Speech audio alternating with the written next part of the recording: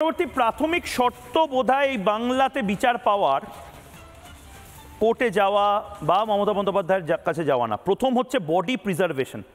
মানে আজ আমার বা আপনার সাথে কিছু যদি হয়, আমার আপনার চারপাশের লোকজনকে বলতে হবে, ভাই কলকাতা পুলিশ বা বেঙ্গল পুলিশ কিন্তু প্রথমে এভিডেন্স ট্যাম্পার করতে পারে, বডি লোপাট করতে পারে, জোরপূর্বক দ্বিতীয়বার ময়নাতদন্ত না করিয়েই বডি হয়তো শ্মশানে নিয়ে যেতে পারে বা কবর দিয়ে দিতে পারে।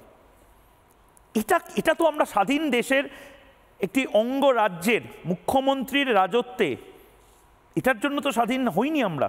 দীপাঞ্জন চক্রবর্তী, ওই প্রথমেই আমি বলি, আমি সম্পূর্ণ সহমত সুমন বাবুর সঙ্গে এবং তোমার সঙ্গে, সুমন বিশ্বাসের সঙ্গে। এই যে আমাদের সহনাগরিকের মৃতদেহের উপরে যে জাতীয় পতাকা দেওয়া হয়েছে, এটা আমি সমর্থন করছি। 3 দশক এই ভারতের হয়ে, রাষ্ট্রের হয়ে, রাষ্ট্রীয় সুরক্ষার জন্য আমরা কাজ করেছি। আমি বলছি যে এই শহীদ শুধু সীমান্তে হয়, শহীদ শুধু সেনাবাহিনীর লোক হবে তা নয়। এই যে শহীদ হলেন, উনি এই রাষ্ট্র ব্যবস্থা যেটা ঘুম ধরে গেছে, দুর্নীতি পরায়ণ, তার বিরুদ্ধে লড়াই করতে গিয়ে শহীদ হয়েছেন। রাষ্ট্রীয় পতাকা বা ন্যাশনাল ফ্ল্যাগ ওনার শরীরে দেওয়া হয়েছে, ন্যাশনাল ফ্ল্যাগ ধন্য হয়েছে। দ্বিতীয়ত, এই অপারেশন সিঁদুরে কথা উঠছিল।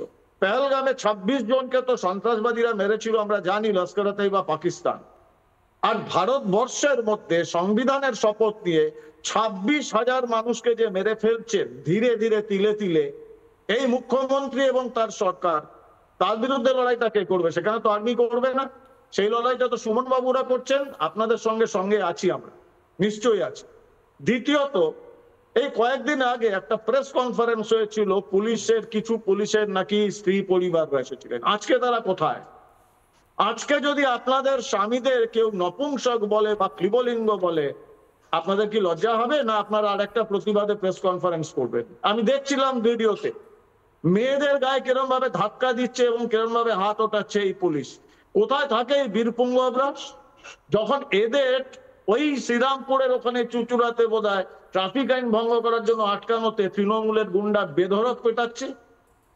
এদের এই সমস্যা। এখন ব্যাপারটা কি জানো, লাশ নিয়ে রাজনীতিটা মুখ্যমন্ত্রী তো বহু বছর আগে শুরু করেছিলেন, যখন ক্ষমতায় ছিলেন না তখনই।